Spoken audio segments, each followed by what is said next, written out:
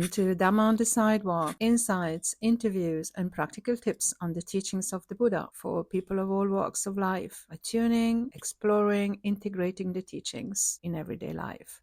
Simple Dhamma for daily life. I'm Asoka, hosting Dhamma Capsule for people like you.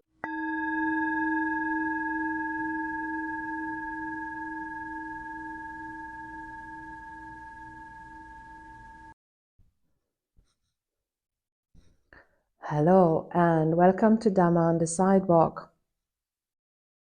I'm recording from Sarnath.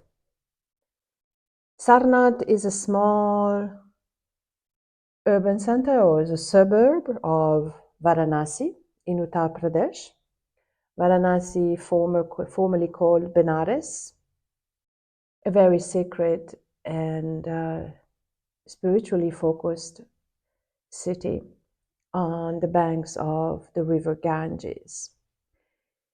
Sarnath is an important step in my pilgrimage, as it is the location where 2,600 years ago the Buddha taught his first teaching, which is a summary of the Noble Eightfold Path. It is known as the Dhammacakkappavattana Sutta, the first turning of the wheel of Dhamma. So as I'm having my eyes currently set on a peacock, a beautiful peacock picking up edible items from a patch of land which seems almost like an oasis in the desert, as these cities in India are very dusty and tend to have a very high level of urban pollution. This little patch of organic garden and a homestay where I am is really the perfect location to publish this very rich and dense podcast conversation with Pallavi Shantapuram, a small business owner based in Dubai in the United Arab Emirates. As nothing really comes random, the organic patch is a reminder how important it is to cultivate healthy habits towards the environment, just as the podcast is entirely dedicated onto our footprint as human beings on the earth, and its corollary dimension of interconnectedness between our human footprint, the human footprint in general, and the well-being of the planet. As a third part of the equation, the fact that this is being recorded in Sarnath, where the Buddha taught his first teaching, or the summary of the Noble Eightfold Path, it just is a reminder that everything we do in our life, the way we operate in our reality, comes out from our own mind, and that at the seed of our behavior in life, there are the three poisons: greed, ill will, and delusion. So putting all these elements together, the conversation with Pallavi is definitely a reminder that it is possible to have a positive impact and a positive footprint, in the sense, positive not that we create more footprint, but a positive way to operate on this earth, to reduce harmful footprint and harmful impact, and try as human beings to look at what can be done to simply be a better person. Not just a better person for ourselves and our own little well-being, but for everything that's around us, because everything is interconnected. There is in the Zen tradition very popular representation of this interconnectedness, and on the fact that the seed of everything comes back to us, and simplified as into a quote: the seed and the grain of rice and the rice in my bowl are exactly the same things. From the seed in the soil, the seed, let's say, right, the grain of rice in the soil and the rice on my plate, I scan and browse through all the interventions on earth: packaging, distribution, selling, transformation, and so forth. Interconnectedness is the focus of Eco-Dhamma. Eco-Dhamma is not as popular as one would say the Dharma, usually as the investigation of the mind and connected to the teachings of the Buddha. But Eco-Dhamma is a very critical aspect of the Dharma. It just points to that interconnectedness of everything.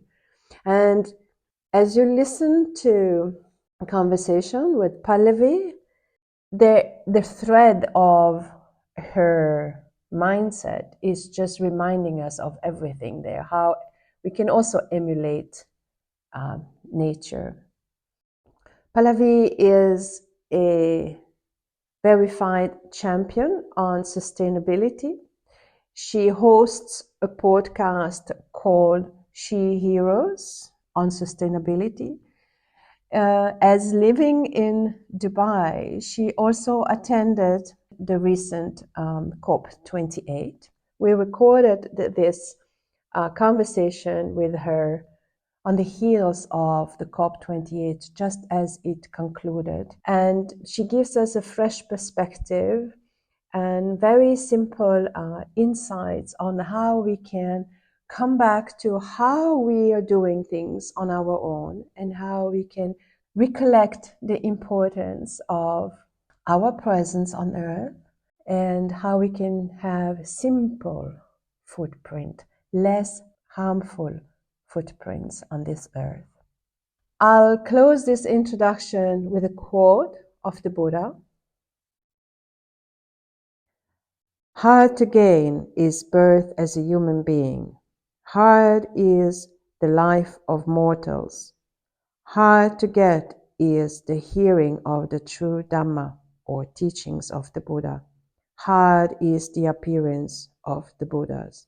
This means simply that a human being counts as a very, very, very tiny portion of the number of sentient beings on the planet.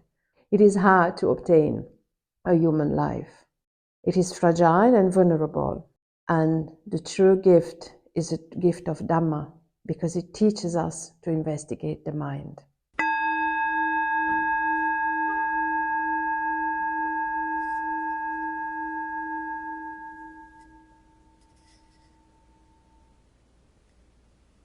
Pallavi, how are you? Hi, Asoka. I'm good. And thank you so much for having me. My pleasure. And how is it in Dubai at the moment? It was supposed to be winter, but I don't see it very cold. But yeah, it's good. It's pleasant. It's nice. I'm enjoying the outdoors in the evenings. Afternoons is always hot. Okay. And the COP28 that was just completed in Dubai, you participated in that somehow. You attended some of the sessions. It was open to everybody. Like there were two zones, blue zone and the green zone. So the blue zone is only for the delegates and country delegates and some also a few people who were invited. Green zone was open to all the public. It was open to a lot of panel discussions were going on. So everybody was invited, was welcome to listen to those discussions, to listen to what solutions are being implemented, what are the challenges different countries are facing. So it was a nice it was open to public, and yeah, it was a good experience to see what all is happening. Since I've known you, I only heard about sustainability. That's your passion. So can you give us a little background on how did that happen, that a civil engineer is so much involved in sustainability to the point of having set up a small business in Dubai? share a bit about your recent upgrade also as a sustainability verified champion podcaster. And just give us a bit of a background about you. So it's a long story though, how I transitioned to sustainability. But if I had to cut it short, first, I am a civil engineer and worked as a structural design engineer for 12 years before quitting to start a social initiative called the Ecoloop. Frankly speaking, this starting Ecoloop was a bit of a passionate and impulsive decision. I was studying for a certification around 6 to 7 years back. It was a series of events that triggered my love for nature, I must say. I don't want to really elaborate the whole story. It's very a long story. But that then led me to take up a certification in green buildings. I wanted to transition from structural design to administering green buildings. So I was studying for a certification in energy and environmental design. That's when I was exposed to the fact that how much harm is happening in the environment, which is human induced, made me feel guilty. I started, along with my studies, I started changing my own habits. I started auditing myself. And I realized my friends and family around were not really aware of the crisis we are facing and what is coming upon us. That's when I decided I should do something to create more awareness and share the learnings which I was getting from. Because of that certification study, I also started researching more out of it about the climate problem and the environmental problem. And yeah, that's what made me actually become that made me very passionate to spread this word and awareness about the environmental issues. And also I felt there should be solutions so people can transition to a more sustainable lifestyle, because that's what I was looking for. And back then there were not much of the solutions. That's what made me start the Ecoloop, which is a small online shop where I sell eco-friendly products. And also the main focus was to help people with research-based information on sustainable living. But then gradually I evolved and started focusing more on content creation. And through my journey, I met so many wonderful women, especially who were really taking it lot of action in environmental, in creating solutions for environmental problems. And also I was learning so much from them. I was so inspired. That's what then made me start the Eco Shiro's podcast. So I host this podcast where I also have solo podcasts as well as guest podcasts. So all my guests share their expertise and what their knowledge and easy practical tips on eco-friendly living, which helps people transition to a more sustainable lifestyle, which is good for their health as well as very good for the environment. And solo podcasts where I share the research and learnings I do and what helped me in my life by living sustainable. So yeah, that led to the Eco Shiro's podcast.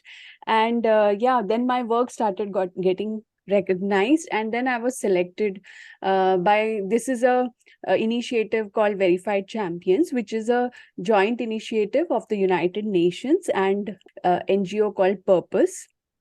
They have started this campaign, which is it's a campaign where they have selected few content creators from UAE and Brazil who will be creating content to fight misinformation about climate change, because there is a large chunk of society who are in climate denial. Like they don't believe in climate change and they don't believe there is a problem happening.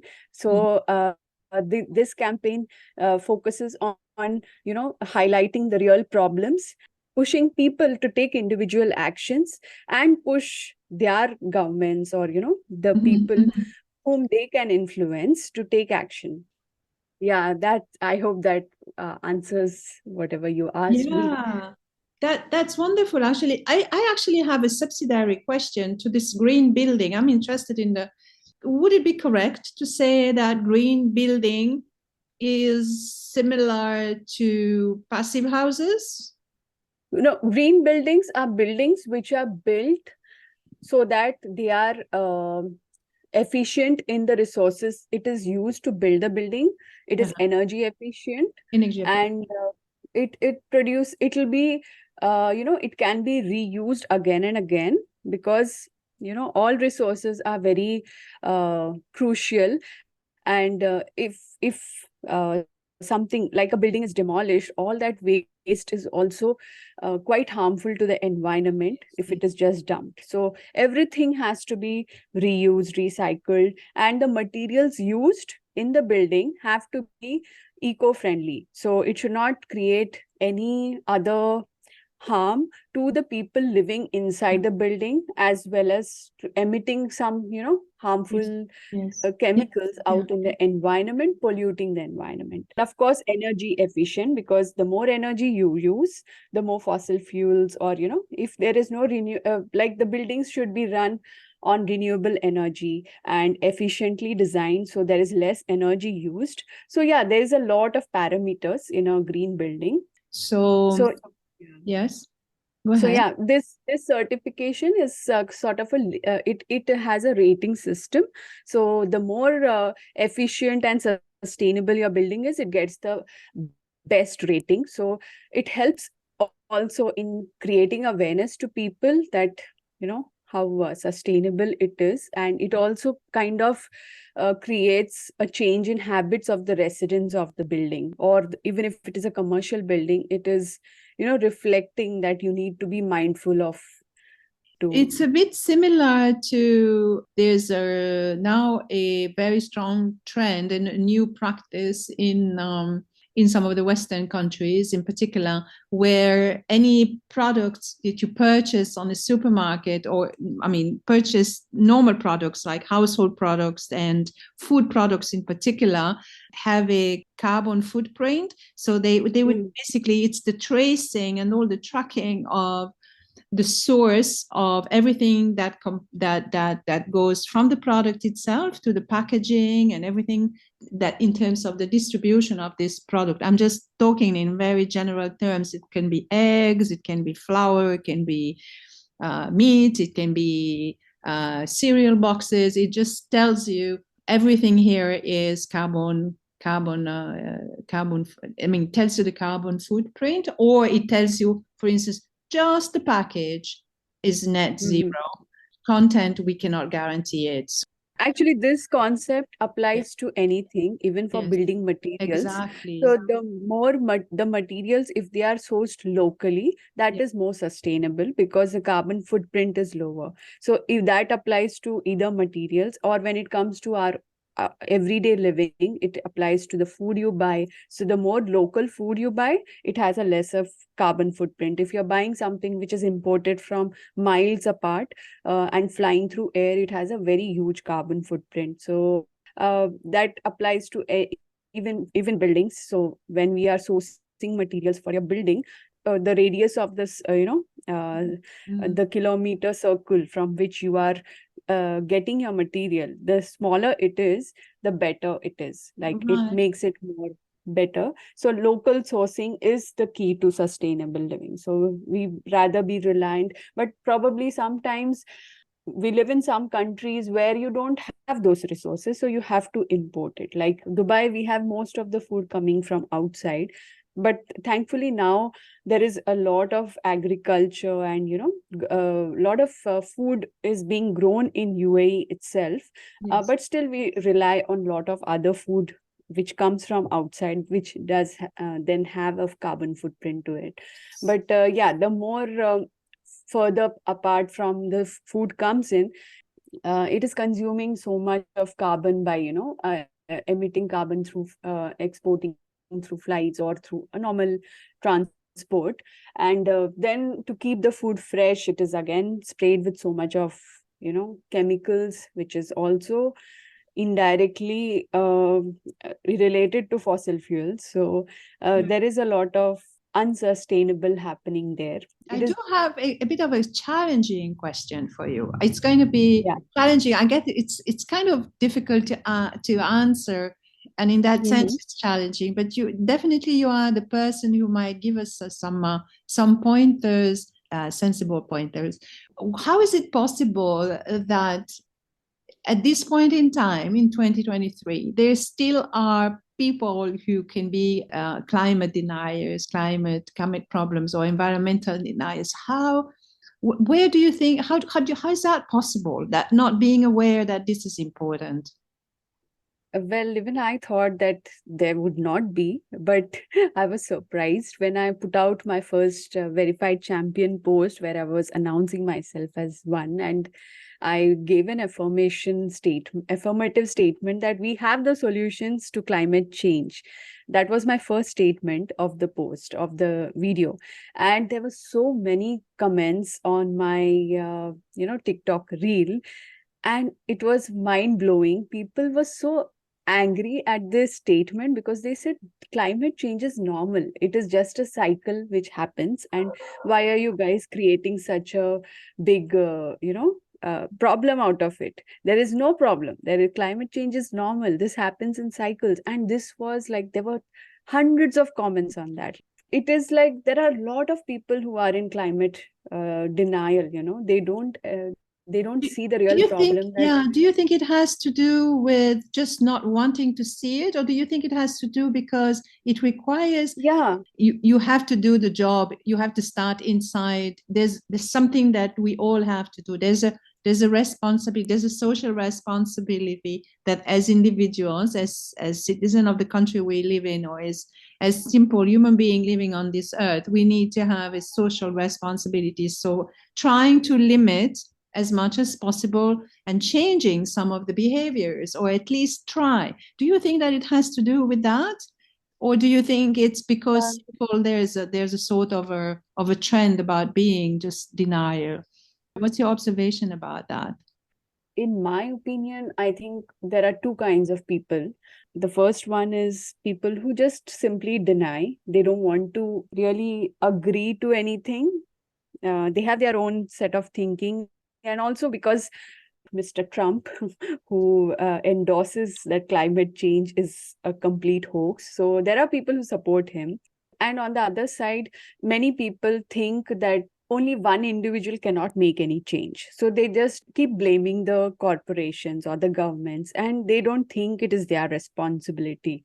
So it's very difficult for individuals to sacrifice the conveniences technological advances and advancements have given them. So it is very difficult for them to sacrifice that and adopt a more, go back to a few things where it will be less harmful to the environment. This comes back a lot, right? Being less harmful to the environment. So what I'm interested in, there is a passion there, but there's an expert passion in the sense that you understand the ins and outs of, as being a civil engineer, you understand some of the aspect of where sustainability entry points can start. And this contribution and this footprint that we as human beings, with everything that we do, have onto the environment. So that starts by trying not to throw away the plastic bottle out of the window, but at least even trying not to have a plastic bottle. If that is not possible, trying to discard it in a proper way. Then people would say, my government of my local community or my next level, I don't find any response from that. So there is no proper disposal of this plastic bottle. Therefore, I don't need to do it. And that's where I think there's something wrong into this cycle.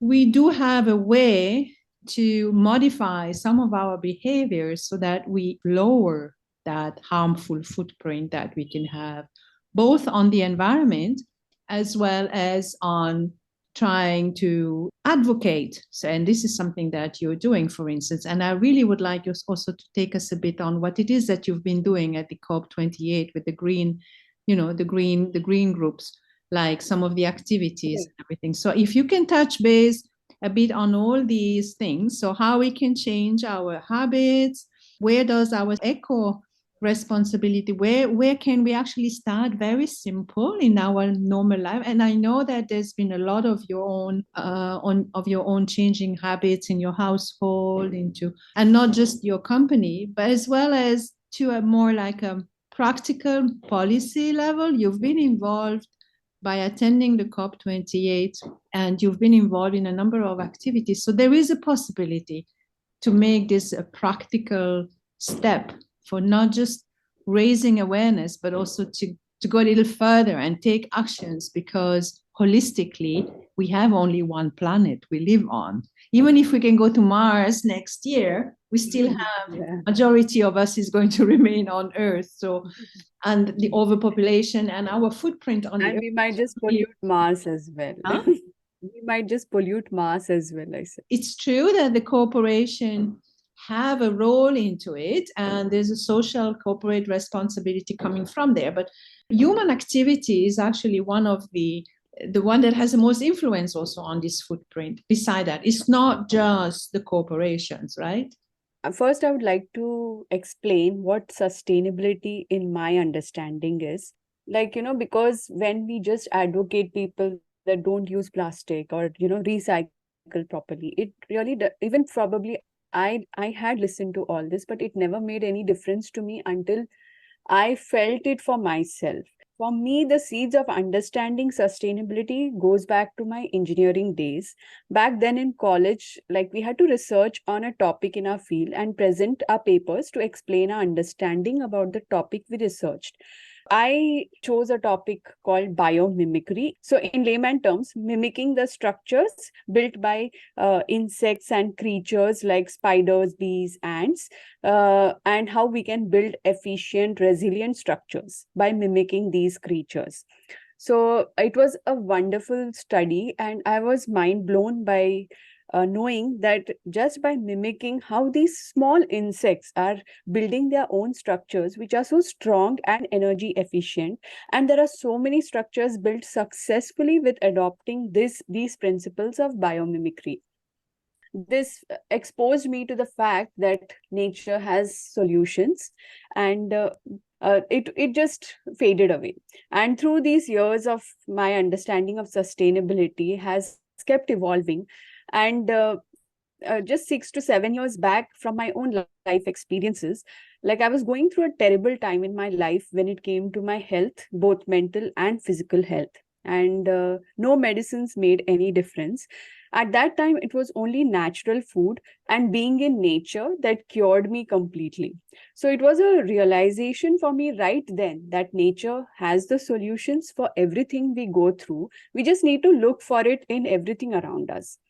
So for me, the understanding of sustainability boils down to constantly learn from nature, emulate how everything functions in the natural world, and you live in sync with nature.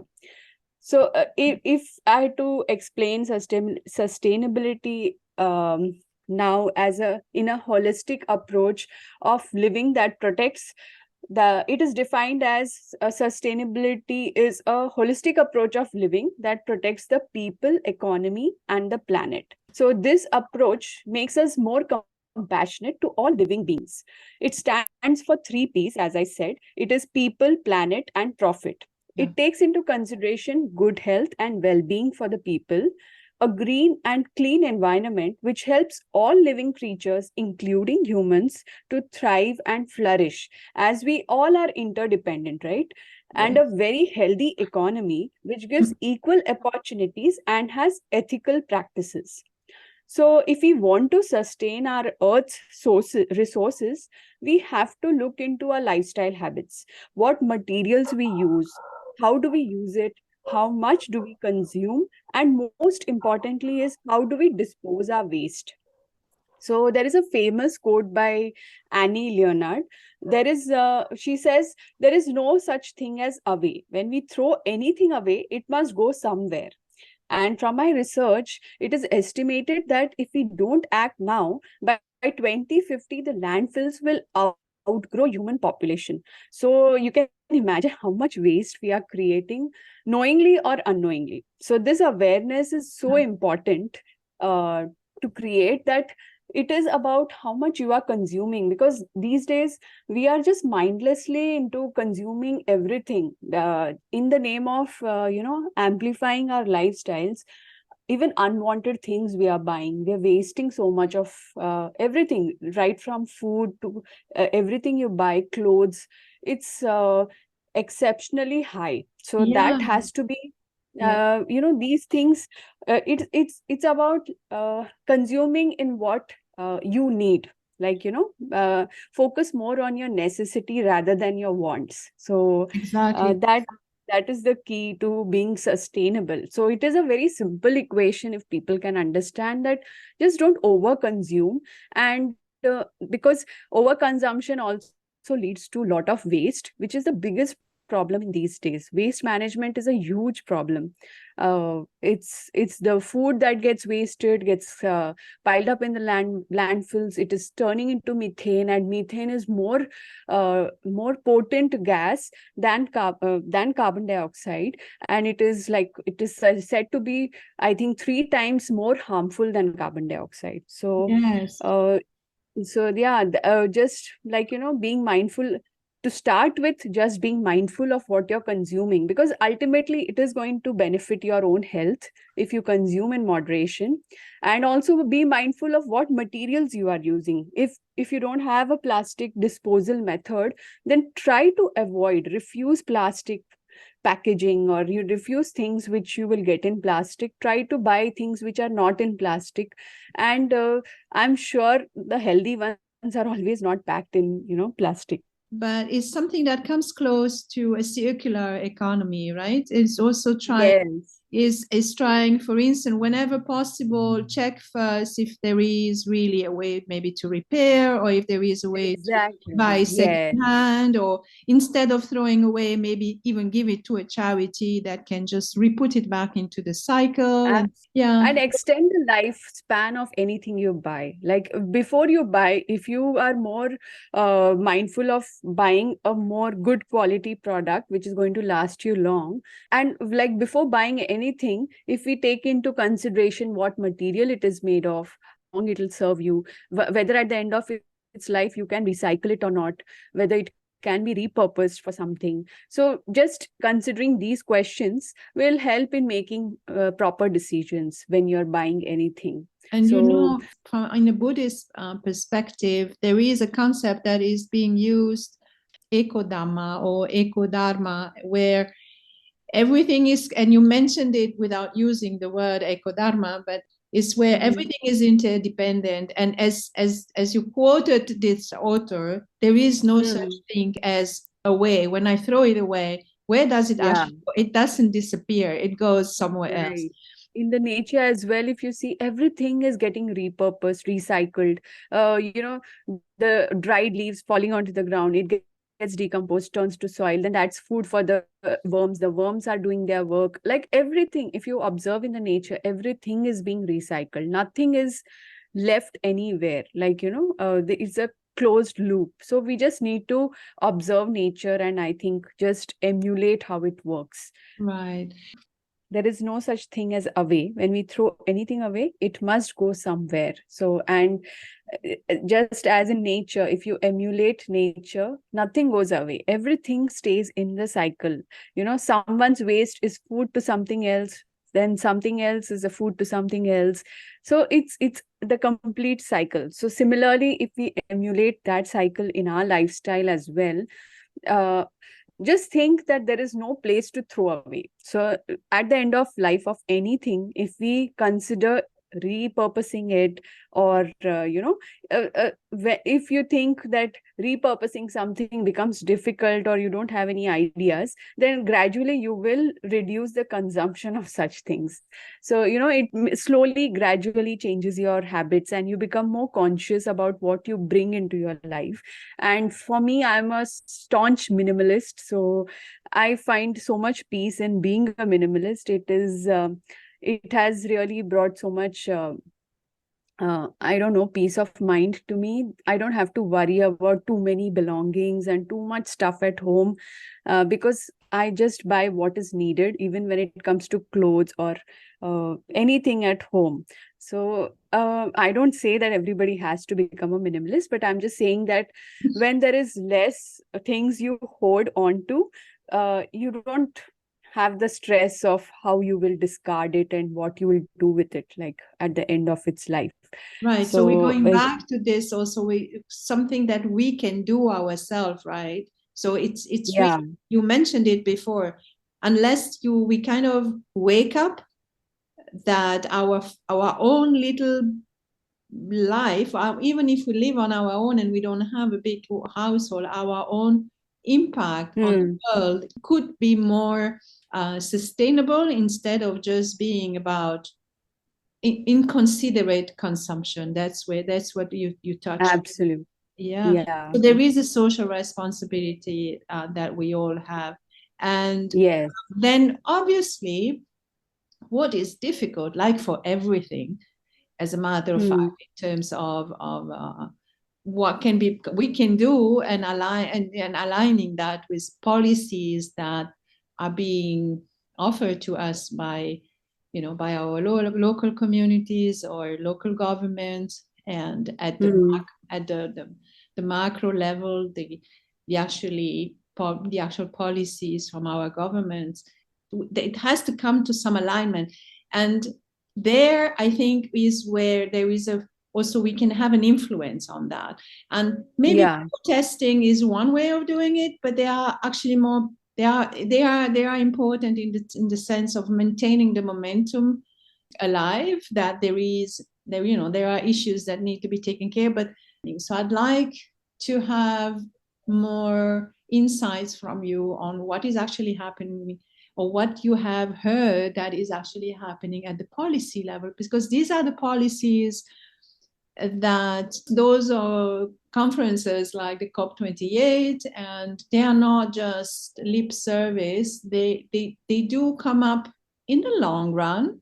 They do have impact, and that certain things that need to be aligned with, so that we can care more and be more and have more sustainable practices in our lives. It's not going to happen overnight. So some of these policies will take time, but I'd like to have you to share with us some insights of what were your observations, hot off the press from the COP28? What were your observations?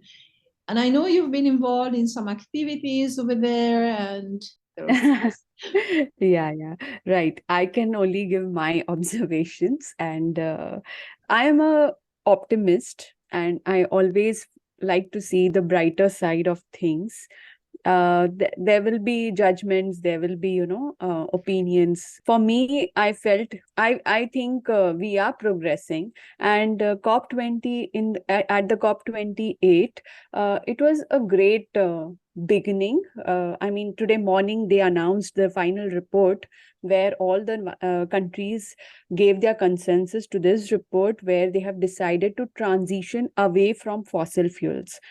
Well, there were a lot of course, it is disheartening for many countries who are heads on facing climate change effects, like the island countries. Yeah, it might be a little disheartening for them, because unfortunately they are facing a lot of crisis more than we do. But it is a good step to start off. At least this has come into the report that all countries are going to slowly transition away from fossil fuels. They have decided upon, I don't know the legal terms, but in layman terms I can explain that there is a consensus that they will be capturing, like, the carbon emissions. Technology is being developed to capture the carbon emissions from, in the oil and gas industry, something called fracking. Then there's methane emissions. yes. So these methane emissions are going to be captured. So all the countries have given their consensus. So that is a big move. And Would you mind, when you say all the countries, we have to maybe remind our listeners that the COP28, these UN conferences, when we say all the countries, is the 192 countries who which are members yeah, of the UN, right? Yeah. Yeah. That is a United Nations Conference of Countries. Yes. So it is a conference of all 192 countries who have participated in working towards the Paris Agreement, which is working towards keeping the temperatures to 1.5 degrees Celsius pre-industrial era. And we are already at 1.2, and we are seeing huge crisis happening. So just imagine if we cross 1.5, and there is a ultimatum given by the Paris Agreement that if we cross 1.5, we cannot come back. Now we can still fix the problem, we can find solutions, but if we cross 1.5 degrees Celsius, we cannot stop the melting of the ice caps and all the harm that is happening. We haven't reached. No, I mean, we are working. Policies are being made to work in alignment to keep the temperatures to 1.5. It is going to increase because we still don't have the technology, or we don't have everything ready to phase out fossil fuels completely. As per the United Nations, the only way we can maintain 1.5 degrees is by phasing out fossil fuels. So that's what we need. Hopefully in the next COP that should happen, but that's what is needed, because fossil fuels is one of the biggest contributor in climate change and global warming. So yeah, but that was a good move, that at least a transition from all countries have decided to transition away from fossil fuels, triple their renewable energy. And yeah, the more details you'll find it if you check out the COP28 report. But and also increase energy efficiency by 2 times. So yeah, and there were a lot of key takeaways. The best part was that the COP28 presidency announced that 152 world leaders have signed up for its landmark Agriculture, Food and Climate Action Declaration. So I found this very profound and very impactful, because soil is something which can capture carbon, but in these times, because of excessive use of fertilizers, synthetic fertilizers, which are again fossil fuel based, the soil is losing its nutrients, and it's not able to hold water, neither it is able to capture carbon. So the more nutrient the soil becomes, the more resilient our food systems will become, and the more the more carbon it can capture. And it is said, research says that if soil can actually mitigate 40% of the carbon.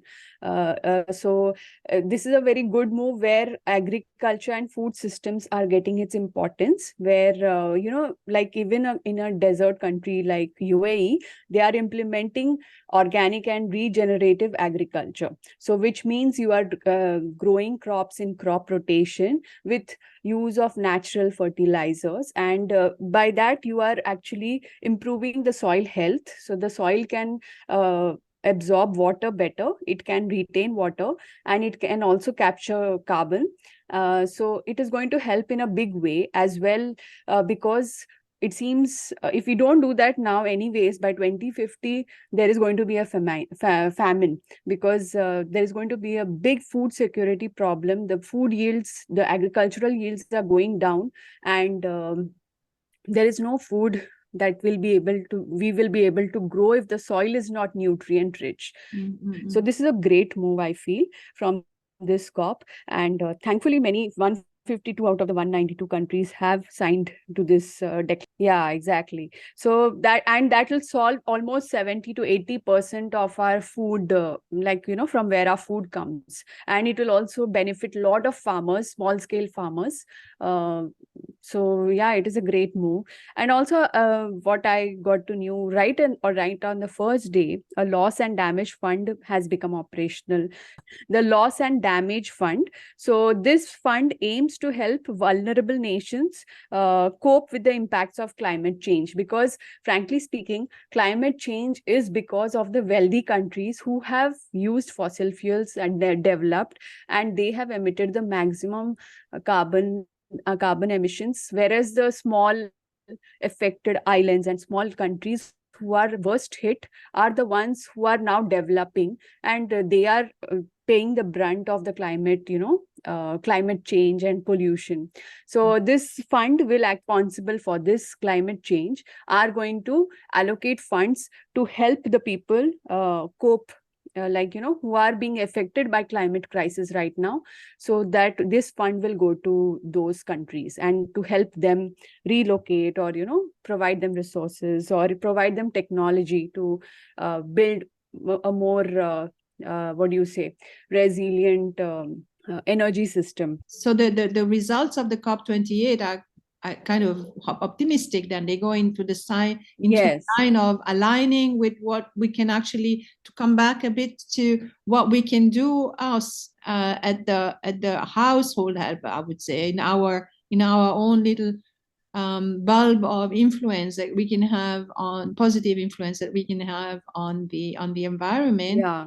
Is not just about caring about nature and other aspects which are coming to sense, obviously, and the sense that caring for the environment is about sustainability, but sustainability is also about looking at all the production side and all. Yes. And all the equitable distribution of how, as you said, the loss and damage, what can be done globally so that to reduce the emissions. Yeah. Yes. And give us some practical examples of what can be done into our daily life. Sure. To see, Yeah. like, what is it that we can actually do in our own, because the practical tips and all of that. And I know you have a lot of examples. Yeah.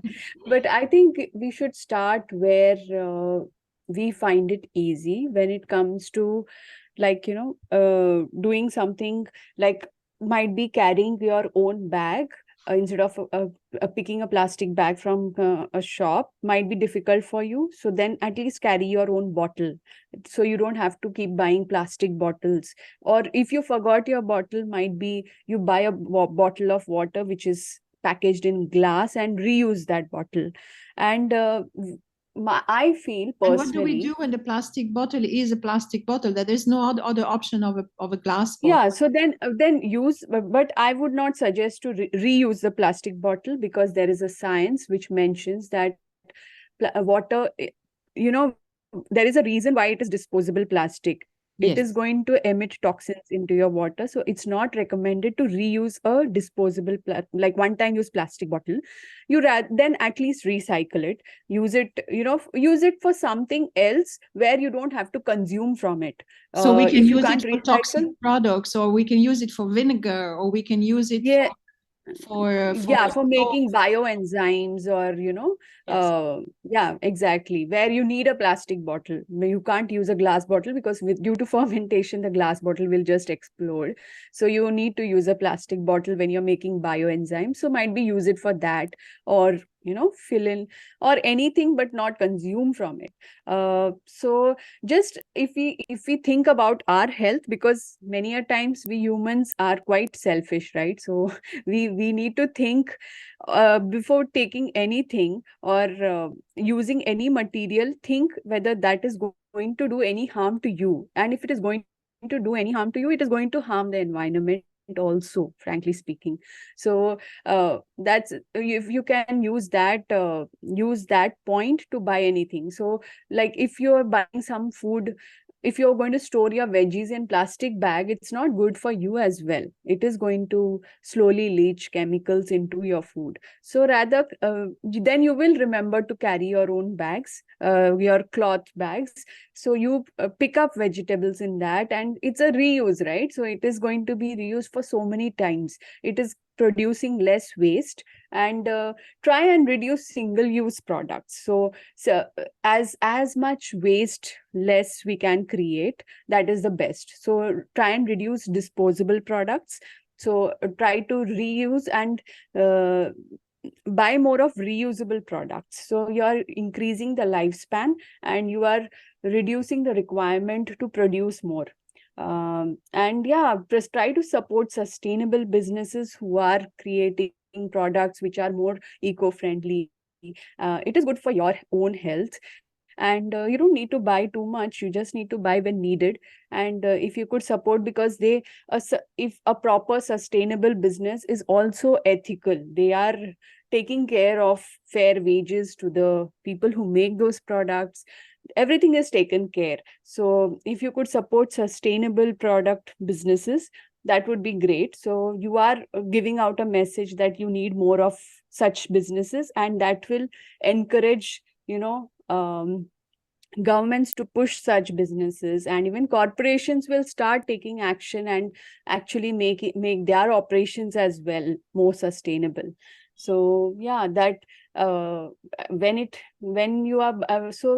comes to buying anything, if you just think of how it is going to affect your health, and how are you going to dispose it off, that will be a big move towards trying to live more sustainable. As well as when you're in your house, be more energy efficient. Don't excessively use anything, like don't be negligent about how much water you are using, about how much energy you are consuming, like using ACs at proper temperatures, so there is not much energy required to cool it, so such small things. When you're not in a room, just switch off the lights, switch off the power switches, your gadgets, so there is no switch loads. So these are all small things which we can all do it. Like, it doesn't take much effort to be more mindful of how much energy we are using. So these things, and it is good for your pockets as well. It's going to save your money.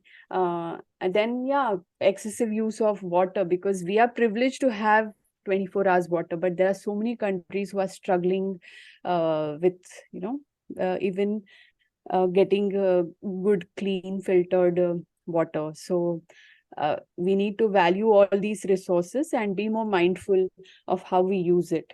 Then try to reduce your paper usage, because now we have such technological advancements, so we can write in our use our phones, take digital notes. And even if you buy books, try to buy recycled paper books, or properly managed forest paper, like FSC certified paper books. So that also will help, in because so many trees are being cut for manufacturing paper. Then reduce the usage of tissues, because I think in some time we never had the habit of using tissues. Now it's become such a nuisance of using too many tissues. So use less, start by using less. Then now you have many options of bamboo tissues, unbleached bamboo tissues, or tissues made of recycled paper. Try using those if you can't avoid tissues. So these small habits can help you, as well as make a statement that everybody wants to support a sustainable lifestyle. So there will be more businesses who will create such products, and the prices will all come down. And it's because before there was nothing called organic. Everything was organic. Now there's a special term called organic vegetables and not organic vegetables. So we have to reach those times where everything is going to be organic and it's normal. So yeah, that's try to buy organic as much as possible, because when you reduce your expenditure on useless stuff, in not buying useless stuff, you have more money to buy good healthy food, so good healthy organic food. So in a way, you are supporting the farmers and encouraging farmers to grow organically. So these are some things which come to my mind. We can do in our own. This is such a crucial. It's a crucial topic, actually, and it's something that's been of concern. Some of the climate, as you were mentioning before, some of the climate deniers are saying, yes, it's true, the climate has been changing for the past eons, that life has gone on Earth. Right now, in this 21st century of changing and trying to mitigate some of the negative impact, then we can do it. It's true. We can't be too much of a fatalist, and at the same time, the causes and the conditions with which this climate change are happening. If we notice Yeah. that we actually are influencing it, then try to, Actually, yes, if you have heard about the IPCC, that is the Intergovernmental Panel for Climate Change, yes, these are a group of scientists who have created a report yes, on the, how the climate change has taken place and how the temperatures are increasing. So this is a proper scientific research.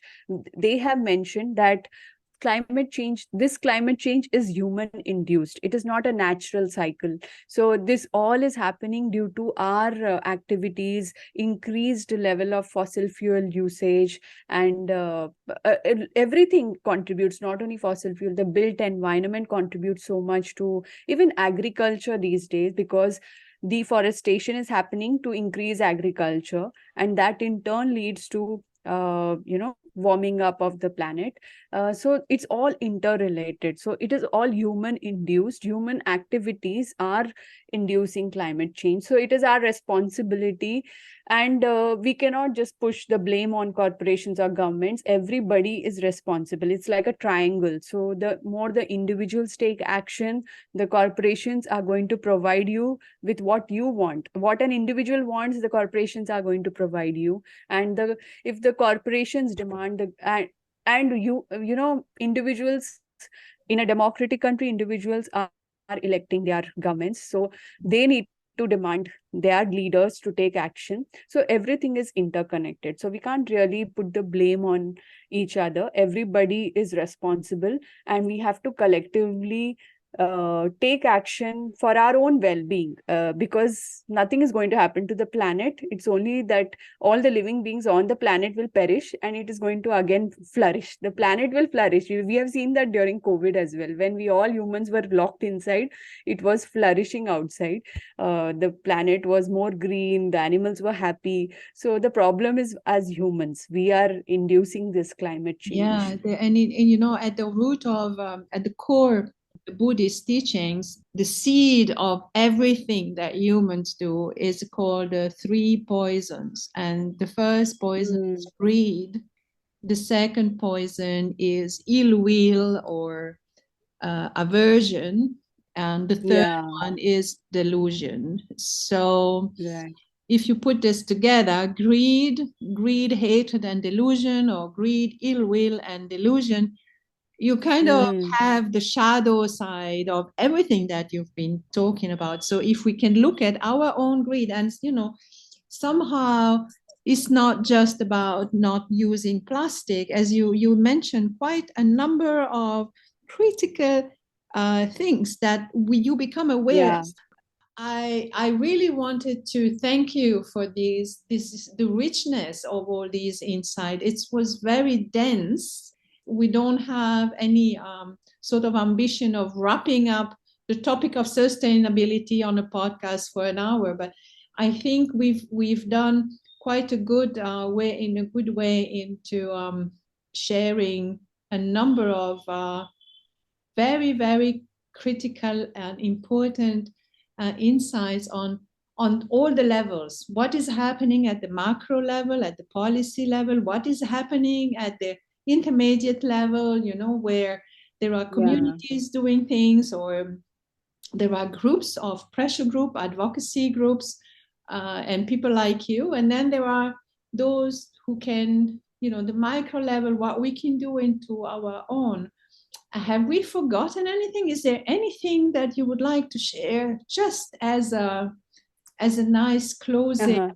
closing remark? Something that, because I can sense your passion, and at the same time I know that you are very rational, and with the background that you have is actually bringing up all these kind of feeding up your passion for the Yeah. sustainability. So, is there anything that you would like to share, to just as a closing remark for this conversation we'll have today? Even my journey has evolved. Initially, when I started, I felt everybody should, do things which will, as suggested, like eliminate this, reuse, recycle. But then I felt gradually that people there is a backlash, and when somebody is told to do something, they really don't like to do it, and they take a back seat.